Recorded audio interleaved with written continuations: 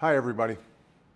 5 years ago, we finally declared that in America, healthcare is not a privilege for a few, but a right for all. And this week, after more than 50 votes in Congress to repeal or weaken this law, after a presidential election based in part on preserving or repealing this law, after multiple challenges to this law before the Supreme Court, we can now say this for certain. The Affordable Care Act still stands. It is working, and it is here to stay. On Thursday, when the court upheld a critical part of the Affordable Care Act, it was a victory for hardworking Americans all across this country whose lives are more secure because of this law. This law means that if you're a parent, you can keep your kids on your plan until they turn 26.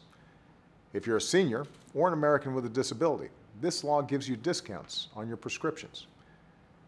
You can't be charged more just because you're a woman, and you can't be discriminated against just for having a pre-existing condition. This law is working exactly as it's supposed to, and in some ways better than we expected it to. So far, more than 16 million uninsured Americans have gained coverage. Nearly 1 in 3 Americans who was uninsured a few years ago is insured today. The uninsured rate in America is the lowest it's been since we began to keep such records. The law has helped hold the price of health care to its slowest growth in 50 years. If your family gets insurance through the workplace, not through the Affordable Care Act, you're paying about $1,800 less per year on average than you would be if trends before this law had continued. And that's good for workers, and it's good for the economy.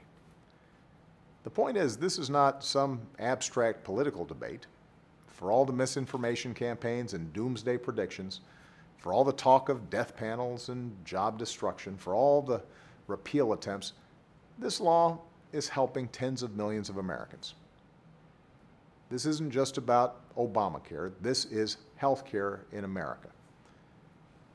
With this case behind us, we're going to keep working to make health care in America even better and more affordable, and to get even more people covered. But it's time to stop refighting battles that have been settled again and again. It's time to move on.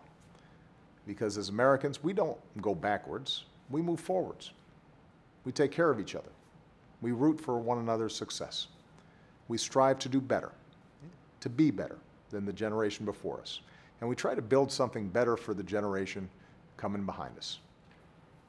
With this behind us, let's come together and keep building something better right now. Thanks, and have a great weekend.